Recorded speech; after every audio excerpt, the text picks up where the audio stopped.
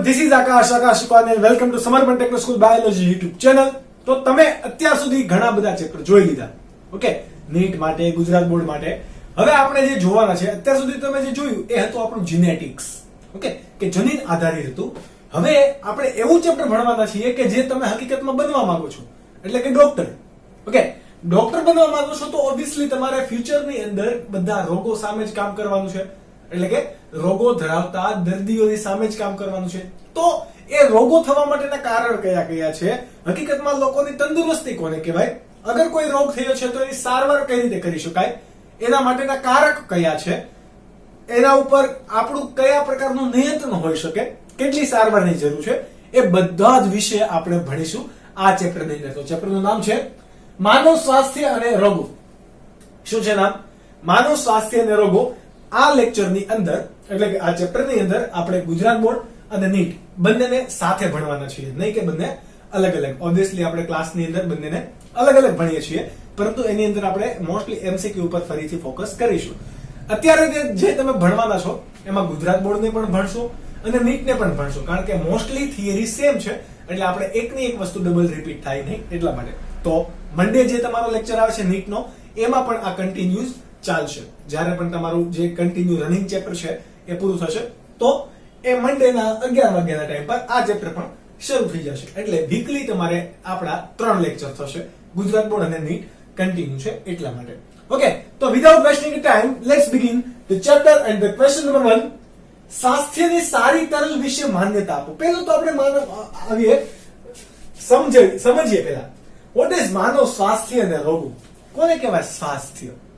Okay, તો પહેલાના જમાનામાં શું હતું, તો કે પહેલાના જમાનામાં લોકોને ખબર નહોતી પડતી કે કોનું કોઈ દર્દી ગરમ લાગે તો એને કઈ રીતે તાવ આવે છે. જો કે અત્યારે પણ એવું છે, પરંતુ પહેલાના જમાનામાં એવું હતું, એટલે કે આજે સંશોધન થયા પછી આપણને ખબર પડી છે કે રોગો નામની વસ્તુ છે. પહેલા લોકોનું સ્વાસ્થ્ય અલગ રીતે મપાતું. કઈ રીતે? તો કે પહેલાના જમાનામાં હિપોક્રેટ્સના લોકો, એટલે કે પ્રાચીન ગ્રીક સંસ્કૃતિના લોકો, હિપોક્રેટ્સ, બરાબર. કોણ? તો કે પ્રાચીન ગ્રીક સંસ્કૃતિના લોકો, ત્યારબાદ હિપોક્રેટ્સ. કોણ? હિપોક્રેટ્સ. Who is Hippocrates? તો કે ઔષધ શાસ્ત્રના પિતા કહેવાય. કોને કહેવાય? ઔષધ શાસ્ત્રના પિતા. કોણ? તો કે આપણો હિપોક્રેટ્સ. ઓકે, એના અનુસાર એના ઉપર ડિટેલમાં પછી આવે, આપણે પહેલા ગુજરાત બોર્ડ આધારિત સવાલ પહેલા જોઈએ. હિપોક્રેટ્સ છે, ત્યારબાદ ભારતીય આયુર્વેદ. આ ત્રણે ત્રણ પ્રાચીનતમ સંસ્કૃતિ કહેવાય આરોગ્યની સમજણ આપવા માટેની. તો આ ત્રણે ત્રણ એવા માનતા, આ એક વ્યક્તિ છે ખાલી, આ ત્રણે ત્રણ એવું માનતા કે જે વ્યક્તિ કાળું પિત્ત ધરાવે છે, એટલે કે જે વ્યક્તિ શ્યામ છે, જેનો રંગ કાળો છે, ધોળો નથી, એ સામાન્ય રીતે તમે જુઓ કાળા રંગના વ્યક્તિ કયા હોય? ગરમ પ્રદેશમાં વધારે હોય. વેસ્ટ ઇન્ડિઝ છે, શ્રીલંકા છે, ઝિમ્બાબ્વે છે, ત્યારબાદ સાઉથ આફ્રિકા છે. ઓકે, તો આ બધા વિસ્તારની અંદર કાળા લોકો વધારે હોય. કેમ? તો કે ત્યાં સૂર્યના કિરણો સીધા પડે છે, એટલા માટે ત્યાં મેલેનિન છે, અને મેલેનિન કણ એ કાળા રંગ માટે જવાબદાર છે. જ્યારે આ મેલેનિન કણને સ્વાસ્થ્ય સાથે કોઈ સંબંધ છે નહીં, પરંતુ આ લોકોએ તો શું માની લીધું, તો કે જો આ વ્યક્તિ શ્યામપિત્ત એટલે કે કાળા રંગના છે, તો એને અડે તો ઓબ્વિયસલી એ ગરમ પ્રદેશમાં તો એનું તાપમાન કેવું હોવાનું? ગરમ જ હોવાનું. એને ઠંડા પ્રદેશમાં લાવવાનો તો પણ એનું શારીરિક તાપમાન ઠંડા પ્રદેશના લોકો સામે કેવું રહેવાનું? ગરમ રહેવાનું. તો એ વ્યક્તિને તાવ આવે છે, એટલે કે એ તંદુરસ્ત છે નહીં, આવું ગણવામાં આવતું. એટલે કે આયુર્વેદ અનુસાર કોને ગણવામાં આવતા? તો કે શ્યામ પિત્ત ધરાવતી વ્યક્તિને અતંદુરસ્ત કહેવાતા. કેવા ગણાતા? અતંદુરસ્ત. પછી ધીરે ધીરે સંશોધન થયું એટલે પહેલા કોને સંશોધન થયું? રુધિરાભિસરણ તંત્ર, એટલે કે રુધિર પરિવહન. કોણે શોધ્યું? તો કે વિલિયમ હાર્વે. કોણે? વિલિયમ હાર્વે એ રુધિર પરિવહન ની શોધ અને બીજું કોની શોધ થઈ? થર્મોમીટર. થર્મોમીટરની શોધ અને રુધિર પરિવહનની શોધ થઈ પછી ખબર પડી કે નહીં, જે કાળા રંગના વ્યક્તિ છે એનો રંગ કાળો છે, પરંતુ એનું બ્લડ પણ કેવું છે? ક્લીન જ છે. એનામાં કોઈ અતંદુરસ્તી નથી. એ પણ કેવા છે? તંદુરસ્ત છે. એટલે કે જે પેલા પૂર્વ ધારણા હતી કે સારી તરલ, એટલે કે જેની તરલતા, રુધિરની અંદર જેની તરલતા કેવી છે? સારી છે. એ વ્યક્તિ જ કેવા? તંદુરસ્ત. એની સિવાય બધા કેવા? અતંદુરસ્ત અથવા તો કોઈ ખોડ ખાપડ વાળા કે રોગિષ્ટ. ઓકે, આવું માનવામાં આવતું, પરંતુ આવું છે નહીં. કેમ ખોટું પડ્યું? કોણે ખોટું પડ્યું? વિલિયમ હાર્વેએ રુધિર પરિવહનની શોધ કરી ત્યારબાદ અને થર્મોમીટરની શોધ બાદ આ પરિકલ્પના કેવી પડી? ખોટી પડી. આ પરિકલ્પના કેવી પડી? ખોટી પડી. હકીકતમાં આરોગ્ય પર કોઈ શ્યામ પિત્ત રંગ નહીં, કોઈ શ્યામ પિત્ત કણ નહીં, કોઈ રંગ નહીં, પરંતુ આરોગ્ય પર કોની અસર હોય છે? મનની અસર હોય, ચેતાતંત્રની અસર હોય, અંતઃસ્ત્રાવી તંત્રની પણ અસર હોય. એટલે કે એવું ઉમેરવામાં આવ્યું. ત્યારબાદ આધુનિકતા પણ શું ઉમેરવામાં આવ્યું? આરોગ્ય અથવા તો તંદુરસ્તી પર કોની અસર થાય છે? તો કે મનની અસર થાય છે. ત્યારબાદ ચેતાતંત્રની અસર થાય છે અને અંતઃસ્ત્રાવી તંત્રની પણ અસર થાય છે. આ ત્રણે ત્રણ કોના ઉપર અસર કરશે? સ્વાસ્થ્ય પર. તમે જોજો, તમે છિછોરે મૂવી જોયું હશે તો એમાં એવું કહે છે કે જ્યાં સુધી પેલાને મનથી ઈચ્છા નથી જીવવાની તો એ સ્વસ્થ થઈ શકશે નહીં. ઓકે, તમે મનથી હારી ગયેલા છો કે નહીં, હવે મારામાં રિકવરી નહીં આવે, તો હકીકતમાં રિકવરી નહીં આવે. પરંતુ તમે મોટિવેટ છો કે ગમે એમ થાય, ભલે પગમાં પેરાલિસિસ થઈ ગયો, પણ તમારું મન મક્કમ છે એકદમ કે નહીં, મને પેરાલિસિસ થયો છે, હું સારો થઈ જઈશ અને હું બરાબર એક દિવસ મારા પગ પર ચાલતો થઈ જઈશ. આવું તમે મન મક્કમ કરીને જો ચાલો તો એ રિકવરી પર પણ અસર કરશે. એટલે મનની, ત્યારબાદ ચેતાતંત્ર અને અંતઃસ્ત્રાવની અસર પણ આરોગ્યની અંદર થાય. તો આ આરોગ્યની આપણે જે વાત કરીએ છીએ, રોગની વાત કરીએ છીએ, ઓકે, તો આ રોગ પર કઈ એટલે કે રોગ કયા પ્રકારના હોય? તો રોગ કઈ બાબત પર આધારિત છે? ઓકે, સ્વાસ્થ્ય અથવા તો રોગ કઈ બાબત ઉપર? તો કે ત્રણ બાબત પર આધારિત છે. કઈ? ત્રણ બાબત પર આધારિત છે. પેલી કઈ બાબત? તો કે ઘણા રોગ કેવા હશે? જન્મજાત હશે. કેવા હશે? જન્મજાત. તમે ભણી ગયા ચેપ્ટર નંબર 5 ની અંદર ઘણા રોગ જન્મજાત. બાળક જન્મતા વેત જ એમાં ખોડ ખાંપણ હોય, અથવા તો કોઈ અંતઃસ્ત્રાવી અથવા તો જનીનની ઉણપને કારણે અથવા તો જનીનની વિકૃતિને કારણે કોઈ પણ ખામી સર્જાયેલી હોય, તો એ રોગ અથવા તો એ કોઈ પણ લક્ષણ કેવું હશે? જન્મજાત. ત્યારબાદ સ્વાસ્થ્ય બગડે અથવા તો રોગ થઈ શકે કોના કારણે? ચેપના કારણે. તો બેક્ટેરિયા છે, વાયરસ છે. હમણાં જો કે સૌથી સારામાં સારું એક્ઝામ્પલ કોરોના. ઓકે, ચેપ છે, ચેપ કોઈ કોરોના છે, ત્યારબાદ કોઈ પણ બેક્ટેરિયા છે, કોઈ પણ ફૂગ છે, આના કારણે તમને રોગ થઈ શકે. તો એક એના પર પણ આધારિત છે. અને ત્રીજું કયું છે? તમને કાંઈ ના હોય પણ બેઠા બેઠા બ્લડ પ્રેશર વધી ગયું, હાર્ટ એટેક આવવા માંડ્યો, તમારા સાંધા મીડા દુખવા, બરાબર, તમે બહુ ચાલી શકતા નથી, તમે હાંફી જાવ છો, તમે ટેરેસ પર ચડવું હોય તો પણ તમે લિફ્ટનો યુઝ કરો છો, તમે સીડી ચડતા નથી, તો શું થશે? તમને નથી કોઈ જન્મજાત ખામી, નથી કોઈ સૂક્ષ્મ જીવોનો ચેપ, તો પણ તમે કઈ સ્વસ્થ કહેવાઓ, તમે ફિટ કહેવાઓ? તો કે નહીં. એટલે તમારા સ્વાસ્થ્ય પર કોની બીજો અસર થશે? તો કે તમારો ખોરાક અથવા તો રહેવાની પદ્ધતિ. આ રહેવાની પદ્ધતિની અંદર બધું આવી ગયું.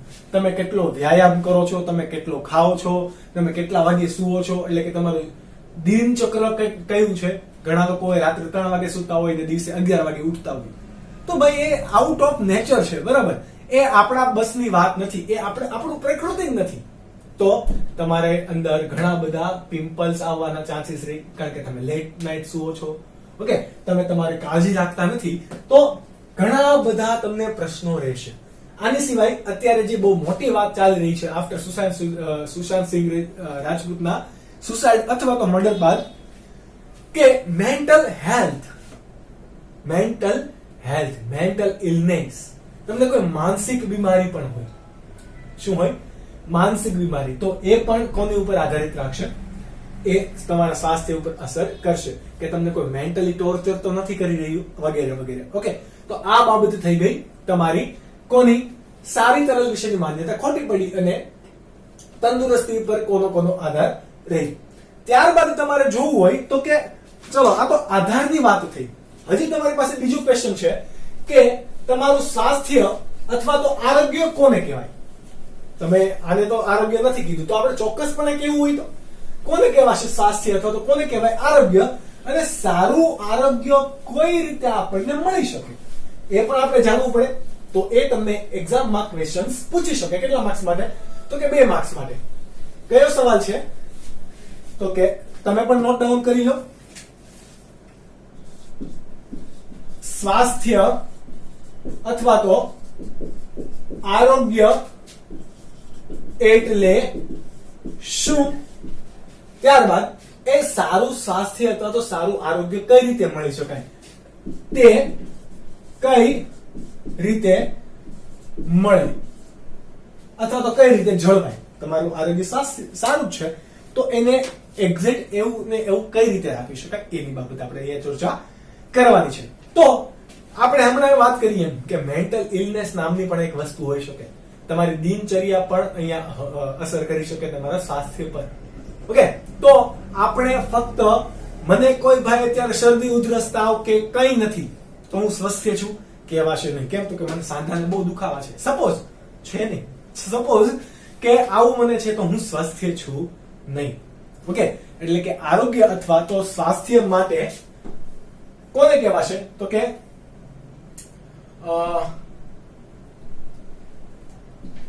કોઈ રોગની ગેરહાજરી ને સ્વાસ્થ્ય તરીકે ગણી શકાય નહીં. તમને એવો શબ્દ આપેલો હશે કે કોઈ રોગની અનુપસ્થિતિ એટલે કે ગેરહાજરી. કોઈ રોગની અનુપસ્થિતિને આપણે ક્યારેય પણ આરોગ્ય અથવા તો એ વ્યક્તિ તંદુરસ્ત છે એમ કહી શકીશું નહીં. કેમ? તો કે તમારે અહીંયા કોની આરોગ્ય પર કોની અસર પડે? તો કે માનસિક, ત્યારબાદ તમારું શારીરિક, અને આપણે ત્રીજો એ ફેક્ટર યુઝ કરીશું જે મેન્ટલ ઇલનેસ માટે આપણે વાત કરી હતું, તો કે સામાજિક. તમને ત્રણે સમજાવું. માનસિક, શારીરિક, સામાજિક સંપૂર્ણ સુખાકારીને આપણે કોના તરીકે કહી શકીએ? તંદુરસ્ત વ્યક્તિ અથવા તો સ્વાસ્થ્ય તરીકે ગણી શકીએ. કઈ રીતે? માનસિક. ઓકે, તમે કોઈ તણાવમાં છો, પૈસાની તણાવ, બરાબર, ટેન્શનમાં, તમને રાત્રે બરાબર ઊંઘ આવતી નથી, અથવા તો કોઈ તમને ધમકી આપે છે, તમને બ્લેકમેલ કરે છે, કદાચ તમે એવા કામ પણ કર્યા હોય કે જેનો તમે હવે ભોગ બની રહ્યા હોય. ઓકે, તો એ તમને કોઈ રોગ નથી, તાવ, શરદી આવું કઈ નથી, પરંતુ તમારી સતત ને સતત તણાવ તમારા શરીરમાં રહે છે, જેના કારણે તમારો વિકાસ થઈ શકશે નહીં. તો એ શું છે? માનસિક બીમારી. ત્યારબાદ છે શારીરિક બીમારી. ઓકે, શારીરિક એટલે કે તમને હમણાં આપણે વાત કરીએ એમ કે શરીરના સ્નાયુઓ દુખવા, બરાબર, બ્લડ પ્રેશર વધવું. બ્લડ પ્રેશર વધવા માટે આપણી દિનચર્યા જવાબદાર છે, નહીં કે કોઈ રોગવાહક કે કોઈ સૂક્ષ્મ જીવ એમાં જવાબદાર છે નહીં. તમે ખાવ છો ચીઝ વાળું ને બટર થી, તો તમે વાત કરો છો હરેક વાતમાં ચીઝ બટર. ઓકે, તો તમને શરીરમાં કોલેસ્ટેરોલનો જમાવટ થશે. ઓકે, તો આ બધા ઉપર એટલે કે એ બધું શું થશે? શારીરિક સ્વાસ્થ્ય. ત્યારબાદ સામાજિક. તમે ગમે એટલા સુખી છો, તમારા સમાજની અંદર તમારી કોઈ ઓળખાણ નથી, તમારી કોઈ ગણના નથી, તમારા ઉપર બધા લોકો મજાક બનાવે છે, તમારી હસી બની જાય છે, તો તમને એનું ડિપ્રેશન આવશે કે નહીં આવે? તમને કેવું લાગે કે કોઈ તમને ગણકારતું નથી, કોઈ તમને કોઈ બોલતું નથી, તો બધા જ લોકો તમને ગાળો આપે છે. ઓકે, બધા લોકો તમને મારવા પાછળ પડ્યા છે. અત્યારે જે કરણ જોહરની અને સલમાન ખાનની હાલત છે. ઓકે, તો એ કેવા છે? સામાજિક રીતે સુખી છે નહીં. હસતું ખીલતું પરિવાર એ સુખી પરિવાર હોય, પરંતુ એવું પરિવાર જ ના હોય, ઘરની અંદર જ એટલા ઝઘડા થાય છે કે તમને રાતની ઊંઘ જ તમારી હેરાન થઈ જાય છે. તો તમે સ્વસ્થ છો ભાઈ? તો કે નથી. તો તમે સ્વસ્થ છો નહીં. તો સ્વાસ્થ્ય ઉપર કઈ કઈ બાબતનો અસર થશે? તો કે માનસિક, શારીરિક અને સામાજિક, આ ત્રણનો અસર થશે. કોના ઉપર? તો કે સ્વાસ્થ્ય પર. હવે આરોગ્યની આપણે વાત કરીએ તો આરોગ્ય ફક્ત શું કરી શકે? આરોગ્ય એ આયુષ્ય વધારી શકે, આયુષ્ય વધારે. ત્યારબાદ શિશુ એટલે કે નાના બાળકો અને માતાના મૃત્યુ દરમાં શું કરે? ઘટાડો. કેવી માતા? તો કે જે પ્રેગ્નેન્ટ છે એ, કે પછી કોઈ પણ વૃદ્ધ છે એ, આ બધાનું અંદર શું કરશે? મૃત્યુ દર ઘટાડશે. આયુષ્ય વધારે. તમે તમારે સંપૂર્ણ રીતે સુખી છો, તમને કોઈ પણ જાતની બીમારી નથી, તો તમારું આયુષ્ય ઓબ્વિયસલી વધશે. તો કે યસ. ત્યારબાદ તમે સુખી છો, મેન્ટલી પણ તમને કોઈ ડિપ્રેશન નથી, તો તમારા પેટની એટલે કે આ સ્ત્રીઓ માટે એટલે કે લેડીઝ ગર્લ્સ માટે છે કે ગર્ભાશયની અંદર વિકાસ પામતું બાળક એ પણ કેવું રહેશે? સ્વસ્થ છે. જો તમે સ્વસ્થ છો તો. હવે તમે જ ભૂખથી પીડાવ છો તો બિચારું શિશુ અંદર કેવું છે? કુપોષણથી પીડાતું છે, તો એ પણ ઘણી બધા રોગો સાથે જન્મશે. ઓકે. અને ઘણી વખત માદા મૃત્યુ અથવા માદાનું મૃત્યુ પ્રેગ્નન્સી દરમિયાન બહુ બધી વખત થાય. આ તમે બહુ બધા કેસીસ સાંભળ્યા પણ હશે. ઓકે. તો એના મૃત્યુ દરમાં શું કરે? ઘટાડો. અને આયુષ્યમાં શું કરે? વધારો. કોણ? સારું સ્વાસ્થ્ય. પરંતુ આ સારું સ્વાસ્થ્ય મળવી કઈ રીતે શકાય? કઈ રીતે મળી શકે સારું સ્વાસ્થ્ય? તો પહેલું છે સૌથી સારું સ્વાસ્થ્ય મેળવવા માટેનું તમારો સંતુલિત આહાર. કેવો? સંતુલિત આહાર. તમે ફક્ત ચીઝ, બટર, માખણ આવું જ ખાવ છો તો એને સંતુલિત આહાર કહેવાશે નહીં. સંતુલિત આહાર એટલે કે તમે કેટલા પ્રમાણમાં કાર્બોહાઈડ્રેટ્સ લ્યો છો, કેટલા પ્રમાણમાં તમે પાણી પીવો છો, કેટલા પ્રમાણમાં તમે પ્રોટીન લ્યો છો, આ બધાને શું કહેવાશે? સંતુલિત આહાર લેવો. ઓકે. ત્યારબાદ ઓવરવેટ પણ ના ખાવું, ભૂખ હોય એટલું જ ખવાય. ઓકે. 5 રોટલી અડધી થાળી ભરીને, અડધી પ્લેટ ભરીને તમે દાળ ચાવલ ખાતા હોય તો ભાઈ જઠરની કેપેસિટી બહારની વસ્તુ છે. પછી તમે લોકો પાણી પીવડાવે એ વધારે તમે ખાઈ લીધું હોય તો. ઓકે. તો આ બધી વસ્તુ અસર કરશે તમારા સ્વાસ્થ્ય પર પણ. કેમ? તો કે તમને અપચો થઈ જશે. અપચો થઈ જશે એટલે કે કબજિયાત થશે, અને કબજિયાત એ બધી જ સમસ્યાઓનું ઘર છે.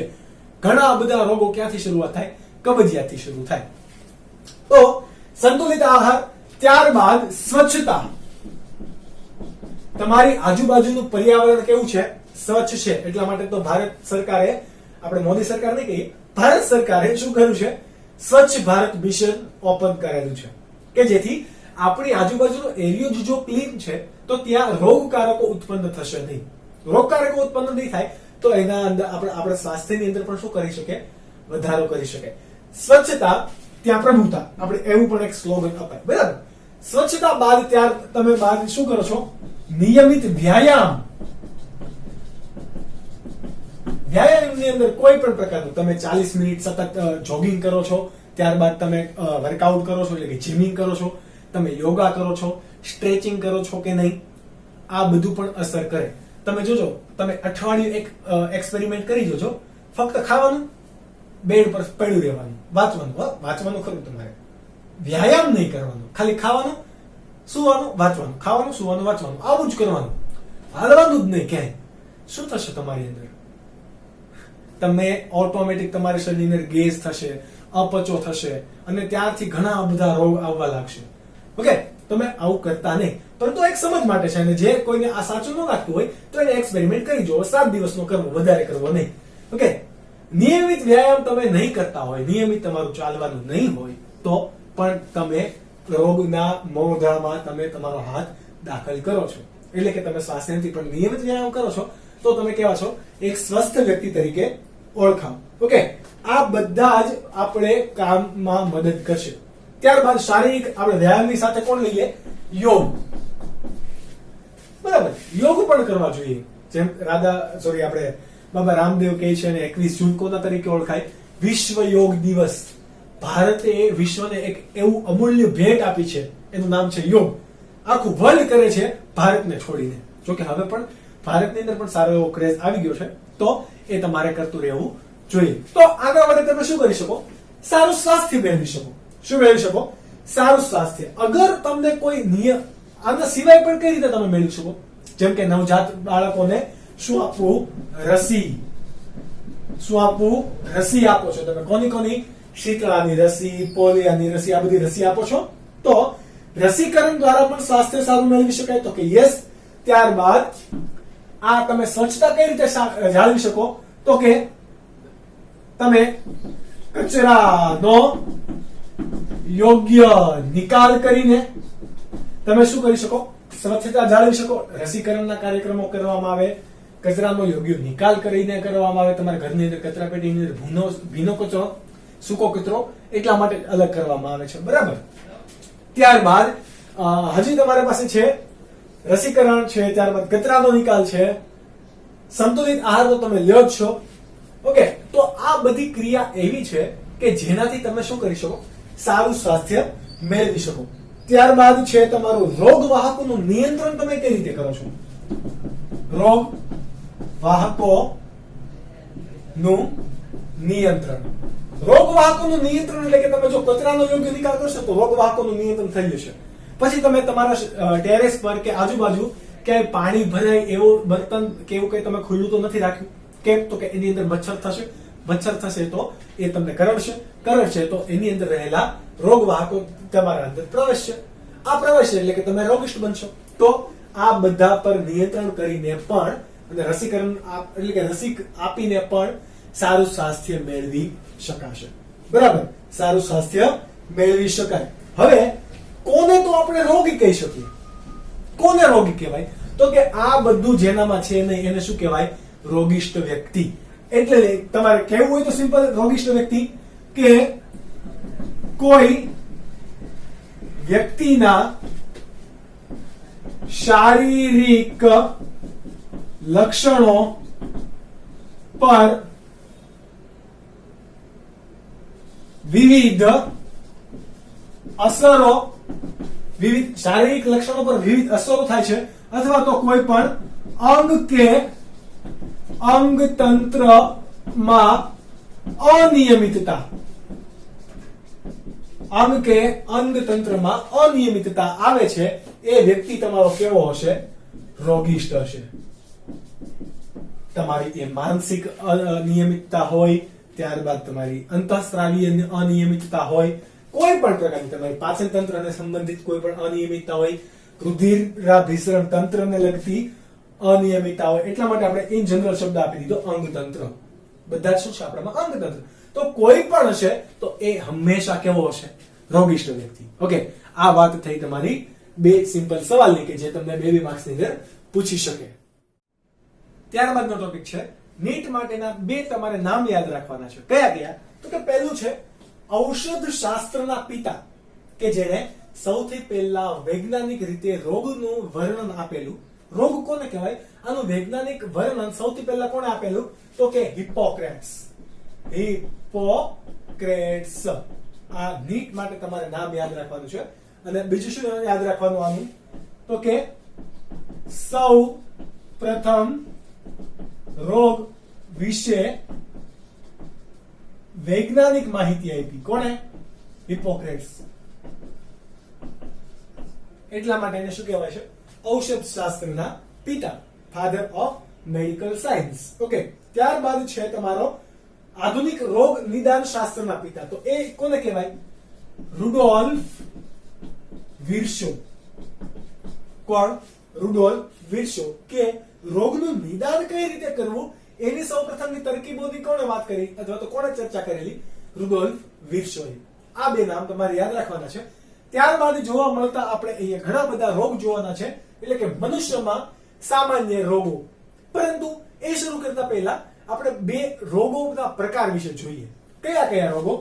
તો કે પહેલો રોગ છે જન્મજાત રોગ, બરાબર. અને બીજા કયા પ્રકારના હોય? તો કે ઉપાર્જિત રોગ. ચલો બંને વિશે આપણે ચર્ચા કરીએ. કોને કહેવાય જન્મજાત પ્રકારના રોગ અને કોને કહેવાય ઉપાર્જિત પ્રકારના રોગ. તો કે બાળક જન્મતાની સાથે જ જોવા મળતી ખામી કે જે કેવી હોઈ શકે, જનીનિક હોઈ શકે અથવા તો ઘણીવાર બિન જનીનિક પણ હોઈ શકે. એટલે કે અહીંયા આનુવંશિક લક્ષણો પણ હોય અને બિન આનુવંશિક હોય, જેમ કે રંગ અંધતા, હિમોફિલિયા, સિકલ સેલ એનિમિયા. આ બધી તમે જુઓ આનુવંશિક છે. આ બધા રોગો કેવા છે? આનુવંશિક. ત્યારબાદ તમે ફેનાઇલકીટોન્યુરિયા, અલ્કેપ્ટોન્યુરિયા આ બધું ભણી લીધું. તો આ બધા જ કેવા હતા? જન્મજાત રોગો. પરંતુ ઉપાર્જિત રોગ, ઉપાર્જિત એટલે કે જન્મ બાદ કોઈ કારકને લીધે આવેલા રોગો. જેમ કે આપણે એને લખી શકીએ કે રોગકારકોની મદદ વડે થતા રોગો. કેમ આપણે મદદ કીધું? તો કે આપણે ભાઈ એનાથી સેફ રહી શકીએ એમ છીએ, એ આપણને કરે છે. આપણે રોગ જોતો છે એટલે આપણે બિચારો મદદ કરે છે, એટલે તો આપણે ક્લીન નથી રાખતા બધું. ઓકે, તો રોગકારકોની મદદ વડે થતા રોગો બધા કેવા છે? ઉપાર્જિત. આ રોગકારકો તરીકે કોણ કોણ હોઈ શકે? વાયરસ હોઈ શકે, ઘણીવાર બેક્ટેરિયા હોઈ શકે, ફૂગ હોઈ શકે, ત્યારબાદ પરોપજીવી સજીવો પણ હોઈ શકે, જેમ કે કૃમિ છે, બરાબર, કરમિયા. આ આપણા બધા શરીરની અંદર રહીને વસે છે, એટલે કે પરોપજીવી. ઓકે, આ બધા જ કોના તરીકે વર્તે? ઉપાર્જિત રોગકારકો વડે. હવે ઘણી વખત આ પરોપજીવી છે આપણા શરીરની અંદર વસતું હોય. ઘણા એવા પરોપજીવી છે આપણા જે જઠર કે આંત્રમાર્ગની અંદર જઈને વસે. તો હવે જઠર કે આંત્રમાર્ગની પીએચ એટલે કે પીએચ કેવી હોય? નીચી. એટલે એસિડિકતા કેવી હશે? વધારે. તો ત્યાં તો સારો ખોરાક પચી જાય છે, તો આ બિચારા ન જીવી શકે. આ બિચારા મરી ના જાય? તો કે નહીં. એ એવા માધ્યમની અંદર રહેવા માટે કેવા થયેલા હોય? અનુકૂલિત થયા હોય. એ એસિડિક માધ્યમમાં રહી શકે, એટલે કઈ ફરક પડશે નહીં. એટલે કે આ બધા રોગકારકો એ સજીવમાં રહેવા માટે કેવા હોય? અનુકૂલિત થયેલા હોય. કેવા થયેલા હોય? અનુકૂલિત થયેલા હોય. તો આ જન્મજાત પ્રકારના પણ રોગ અને ઉપાર્જિત પ્રકારના રોગ. ત્યારબાદ તમારી પાસે છે ચેપી રોગ અને બિન ચેપી રોગ. કેવા રોગ? ચેપી રોગ અને બિન ચેપી રોગ. તમને કદાચ આ તમને તો થિયરીમાં આપેલું છે, કદાચ તમને 2 માર્ક્સ માટે તફાવત તરીકે પૂછે તો તમારે તફાવતના 2 માર્ક્સ માટે 4 મુદ્દા લખવાના, હંમેશા યાદ રાખજો. અને તમને ગુજરાત બોર્ડમાં 3 માર્ક્સ માટે પૂછે તો 6 મુદ્દા લખવાના બંનેના. અહીંયા 4, અહીંયા 4, 2 માર્ક્સ માટે, અહીંયા 6, અહીંયા 6, 3 માર્ક્સ માટે. કોઈ પણ તફાવત હોય ગમે ત્યારે આ યાદ રાખવાનું. 6 મુદ્દા ગમે એમ કરવાના જ તમારે. ઓકે, કારણ કે મુદ્દાનો માર્ક્સ હોય છે 0.5. ત્યારબાદ આપણે વાત કરીએ ચેપી રોગ. કોને કહેવાય? તો કે એક સજીવમાંથી બીજા સજીવના કોઈને અડવાને કારણે અથવા તો એના સંપર્કમાં આવવાને કારણે રોગ થતા હોય તો એવા રોગને શું કહેવાય? ચેપી રોગ. કે જેને બીજું શું કહેવાય? સંસર્ગજન્ય રોગ. તો એકબીજાના સંપર્કમાં આવવાથી કઈ રોગ થતા નથી. જેમ કે તમને કેવું છે? તો કે કેન્સર છે. મને પણ હું તમને અડું તો મને કઈ કેન્સર થશે? તો કે નહીં થાય, થશે નહીં. તો આ એવા રોગને શું કહેવાય? બિન ચેપી, અથવા તો એને બીજું શું કહેવાય? બિન સંસર્ગજન્ય રોગ.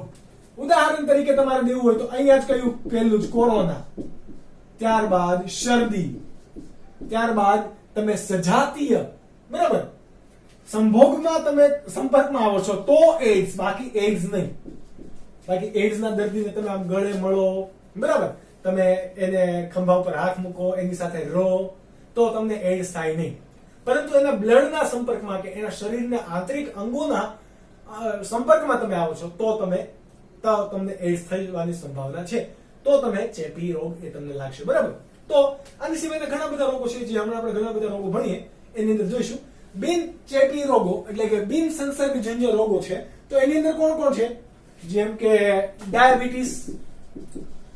તમને ડાયાબિટીસ હોય તો તમને અડું તો કે ડાયાબિટીસ નથી. ડાયાબિટીસ કેવો છે? પેઢી દર પેઢી આવતો એક રોગ છે જે ઘણી વખત તમારા ઇન્સ્યુલિનની ઉણપને કારણે આવે. ઓકે, એટલે કે એક પ્રકારની જનનિક ખામી છે. ત્યારબાદ ડાયાબિટીસ ત્યારબાદ છે તમારી પાસે કેન્સર. તો આ કેન્સર પણ તમને અડવાથી કેવું આવશે નહીં. તો આ વાત હતા તમારા સિમ્પલ રોગોની. ઓકે, ત્યારબાદ તમારા રોગો પૈકી પહેલો રોગ છે, તમને સવાલ પૂછે ટૂંક નોંધ આપો ટાઇફોઇડ. ઓકે, તો અહીંયા તમને નીટ માટે અને ગુજરાત બોર્ડ માટે તમારે કેટલું કેટલું યાદ રાખવાનું છે બધું તમને સ્પેસિફિકલી કહેતો જઈશ. ઓકે, સૌથી પહેલા ટાઇફોઇડ. ઘણા લોકોને ટાઇફોઇડ તમને થઈ ગયેલો પણ હશે, મને પણ થયેલો છે. ઓકે, તો તમને કઈ રીતે થાય, કયા કયા લક્ષણો હોય એ થોડીક તમને ખબર હશે, પરંતુ બધા ગાપા મારી દેવાના નહીં. આપણે અહીંયા જેટલું લિસ્ટ બનાવીએ એટલું તમારે લખવાનું. ઓકે, ચલો સૌથી પહેલા આપણે વાત કરીએ. હા, અને સવાલનો તમારો જવાબ આ રોગોનું પૂછે એટલે આ રીતે પહેલા લખવાનું છે. કેમ? તો કે તમે આ યાદ રાખશો એટલે તમારા માટે સવાલને યાદ રાખવો બહુ ઈઝી બની જશે. અને હંમેશા એક્ઝામની અંદર પણ આ ફોર્મેટની અંદર તમારે સવાલના જવાબ લખવા. કેમ? તો કે આ તમારા માટે બેનિફિશિયલ છે. કોઈ પણ પેપર ચેકર હશે એ ડાયરેક્ટ તમારો આન્સર જોશે. સૌથી પહેલા વાત કરીએ રોગકારક. ટાઇફોઇડ રોગ કોના કારણે ફેલાય છે? રોગકારક કોણ છે? તો એનું નામ છે, બેક્ટેરિયા છે, સાલ્મોનેલા ટાઇફી બેક્ટેરિયા. રોગકારક કોણ છે? Salmonella typhi bacteria. જો તમે આ રીતે લખ્યું હોય તો તમારે લાંબુ તો લખવું પડે કે આ રોગના રોગકારક સાલ્મોનેલા ટાઇફી બેક્ટેરિયા છે, એટલું બધું લખવું પડે નહીં. સિમ્પલ, બરાબર. ત્યારબાદ આનો ફેલાવો કઈ રીતે થશે? તમે કોઈ પણ પ્રદૂષિત થયેલો ખોરાક ખાવ છો, તમે લારી પરનો કોઈ પણ ખોરાક ખાવ છો કે જ્યાં માખી મચ્છરો બેસે છે, કે જે માખી મચ્છરોના પગ પર કોણ ચોટેલું છે? આ બેક્ટેરિયા ચોટેલા છે. અને એ ખોરાક તમે ખાવ છો કે કોઈ એવું પાણી પીવો છો, પ્રદૂષિત પાણી તમે પીવો છો. ઓકે, તો પ્રદૂષિત પાણી કે પ્રદૂષિત ખોરાક ખાવાથી એ ખોરાક તમારા પાચન માર્ગમાં ક્યાં જશે? નાના આંતરડામાં જશે. ક્યાં જશે? નાના આંતરડામાં. તો નાના આંતરડામાં જઈને આ શું કરશે? ચેપ લગાડશે. કઈ રીતે? તો કે ફેલાવો કઈ રીતે થશે? પ્રદૂષિત ખોરાક અને પાણી તમારા ક્યાં જશે? પાચન માર્ગના નાના આંતરડામાં જઈ શું લગાડે? ચેપ લગાડે છે. ચેપ લગાડે તો એના લક્ષણો કયા કયા જોવા પડે? બરાબર, એ પણ તમારે જોવાનું છે. તો લક્ષણોની અંદર તમારા લક્ષણો ખાસ યાદ રાખવાના છે. તાવ. પેલો શું? તાવ. કેટલો તાવ આવશે? તો કે 39°C થી 40°C જેટલો જ તાવ આવશે. 45°C જેટલો તાવ ના હોય એમાં. ઓકે, કેમ? એટલો આપણું શરીરનું આંતરિક તાપમાન કેટલું છે? 37°C તાપમાન. એનાથી થોડુંક જ તાવ વધશે જો, પણ આ 2°C નો વધારો થાય એ પણ આપણને ઘણો લાગે. ઓકે, તો 39 થી 40°C તાપમાન એટલે કે તાવ આવશે.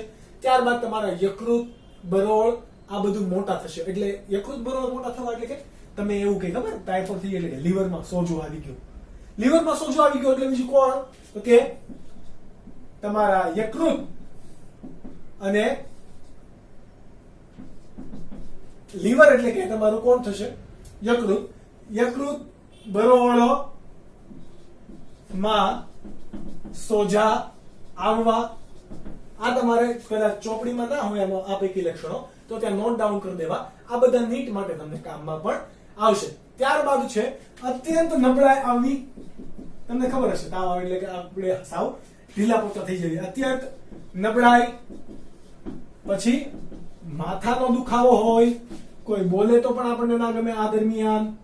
કેમ? તો કે માથું દુખતું હોય. માથાનો દુખાવો. હજી એક છે ભૂખ લાગવી.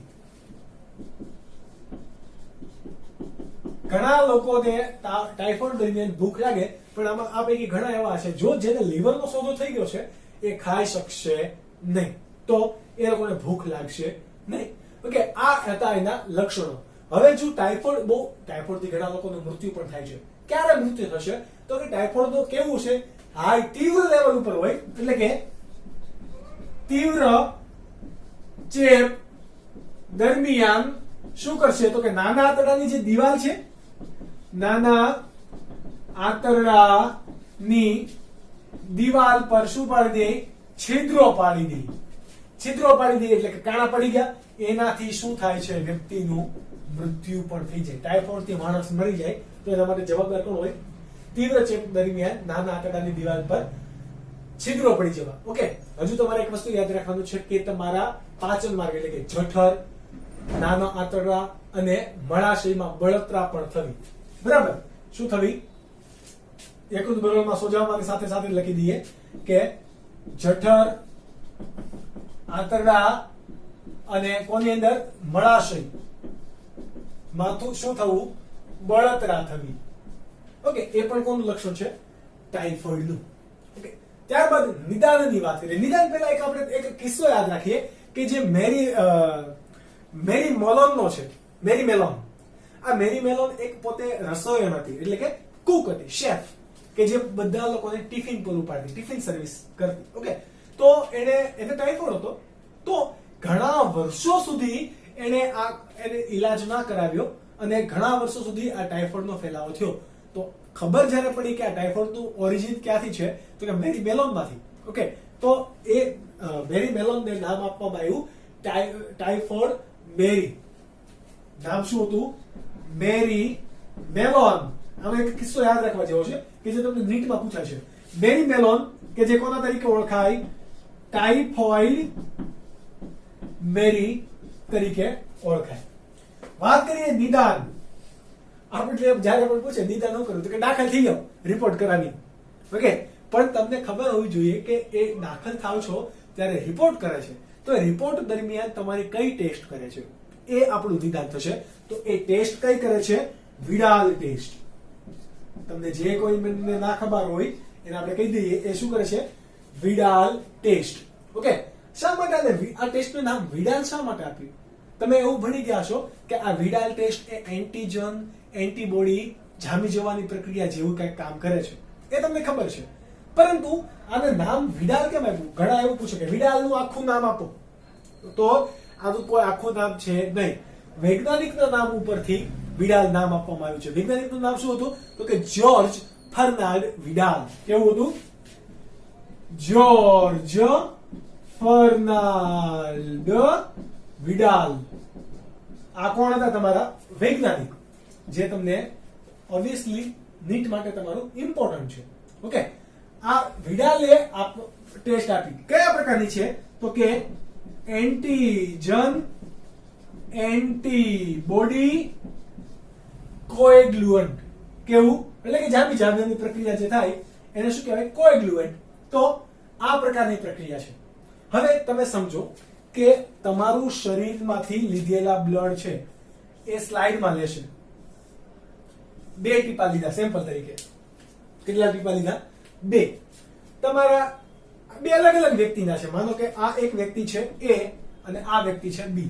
સમજો કઈ રીતે પ્રક્રિયા થાય છે. આ એ વ્યક્તિના રુધિરની અંદર શું છે? તો કે રુધિરની અંદર સાલ્મોનેલા ટાઇફી બેક્ટેરિયાનો ચેપ જોવા મળે છે. એટલે કે શરીરની અંદર સાલ્મોનેલા ટાઇફી બેક્ટેરિયા છે તો એના રુધિરમાં પણ જોવા મળશે એનો ચેપ. તમને થાય કે રુધિરમાં થોડા બેક્ટેરિયા આવે, પરંતુ જ્યારે કોઈ પણ સજીવ કોઈ શરીરના સંપર્કમાં આવે ત્યાં એના વિરુદ્ધ આપણું શરીર શું કરવા માંડે? શું કરવા માંડે? તો કે એનો નાશ કરવા માટે એન્ટીબોડી બનાવવા માંડે. શું બનાવવા માટે? શું બનાવવા માટે? એન્ટીબોડી. ઓકે, તો આ એન્ટીબોડી ક્યાં હશે? આપણા શરીરની અંદર હશે? તો કે યસ. તો કે આની અંદર હશે એન્ટીબોડી, કંઈક ટાઇફોઇડ વિરોધી. આના અંદર હશે એન્ટીબોડી. ઓકે, આ આપણું શરીર બનાવવા માંડે. જો શરીર બનાવવા માંડે તો એનો નાશ થઈ જવો કેવો છે? આસાન છે. પરંતુ સ્ટાર્ટિંગમાં આ એન્ટીબોડી પણ બનાવે કોના વિરુદ્ધ? તો તમને ખબર હોવી જોઈએ કે એન્ટીબોડી હંમેશા કોની વિરુદ્ધ કાર્ય કરે? એન્ટીજનની વિરુદ્ધ. તો આ એન્ટીજન કોણ મૂકશે? તમારા બેક્ટેરિયા. કોણ? બેક્ટેરિયા. એટલે કે તમારા આ સપોઝ કે એ બ્લડ ગ્રુપ છે એ કેવું છે? ચેપગ્રસ્ત વ્યક્તિનું રુધિર છે. તો આની અંદર શું જોવા મળશે? ટાઇફોઇડના એન્ટીજન જોવા મળશે. એટલે કે સાલ્મોનેલા ટાઇફી બેક્ટેરિયાના શું જોવા મળશે? એન્ટીજન જોવા મળશે. કોણે આપ્યા એ એન્ટીજન? તો કે આ ભાઈ જ આપ્યા આપણને, સાલ્મોનેલા ટાઇફી. હવે આપણે શું કરવાનું? એના વિરુદ્ધ આપણી પાસે એન્ટીબોડી ઘણી બધી બનેલી છે. બરાબર. કોના વિરુદ્ધની એન્ટીબોડી બનેલી છે? તો કે O એન્ટીજન અને H એન્ટીજન. આ એન્ટીજન કયા હશે? O અને H એન્ટીજન આપણી પાસે બનેલા છે, સોરી અહીંયા હાજર જોવા મળશે. તો એના વિરુદ્ધી આપણે શું બનાવી છે? એન્ટીબોડી પણ બનાવી છે. કોની અંદરથી બનાવી છે? તો કે સાલ્મોનેલા ટાઇફીમાંથી અને સાલ્મોનેલા પેરાટાઇફી બેક્ટેરિયામાંથી બનાવી છે. તો હવે આપણે એના ટીપા અહીંયા નાખી, A માં અને B માં. કોના નાખ્યા? એન્ટીબોડીના. અહીંયા આપણે ટીપા એડ કરીએ છીએ. અહીંયા જો એડ કર્યા, આ કોણ છે આપણું? એન્ટીબોડી. અને અહીંયા પણ આપણે શું કર્યા? ટીપા એડ કર્યા. કોના? એન્ટીબોડીના. થશે શું? અહીંયા એન્ટીજન હતા તો કે નહીં, તો આ બ્લડ ગંઠાશે નહીં. પરંતુ આ તો કે હા, અહીંયા તમારા એન્ટીબોડી હતી તો અહીંયા શું થશે? સોરી, એન્ટીજન હતા તો અહીંયા શું થશે? બ્લડ એટલે કે અહીંયા તમારે કેવું થશે? ગંઠાયેલું જોવા મળશે. તો આના ઉપરથી શું સાબિત થાય? એ વ્યક્તિની અંદર ટાઇફોઇડના લક્ષણો છે, ટાઇફોઇડ ગ્રસ્ત એ વ્યક્તિ છે. તમને એમ થાય સર એ લાલ કલરનું બ્લડ લીધેલું છે? તો કે નહીં, હંમેશા આની અંદર શું લીધેલું હોય? રુધિર સીરમ. અને તમને ખબર છે રુધિર સીરમ એટલે શું? બ્લડ હોય, બ્લડને તમે કસનળીમાં રહેવા દો એટલે લાલ ભાગ નીચે ગંઠાઈ જશે, જે ગંઠાયા વિનાનો ભાગ ઉપર રહે છે એને શું કહેવાય? Blood serum. તો અહીંયા લીધેલું આપણે શું હશે? Blood serum. હકીકતમાં બ્લડ નહીં લઈએ, પરંતુ એ બ્લડમાંથી જ મળે છે, એટલા માટે એ બ્લડ સીરમ કે જેની ઉપર આપણે આ એન્ટીજન એન્ટીબોડીની ટેસ્ટ કરીએ છીએ, એ શોધ કોણે કરી? જોર્જ ફર્નાન્ડ વિડાલે. એટલા માટે એને શું કહેવામાં આવે છે? Widal test. તો આ હતું તમારા માટે આજના લેક્ચર માટે ઇનફ છે એટલું. નેક્સ્ટ લેક્ચરની અંદર આપણે ફરીથી નવા લક્ષણો અને નવા રોગના જોઈશું, એની પણ નવા કસોટી ભણીશું. ત્યાં સુધી તમે મહેનત કરતા રહો, વાંચતા રહો. મળીશું નેક્સ્ટ લેક્ચરની અંદર. ત્યાં સુધી બાય બાય અને ટેક કેર.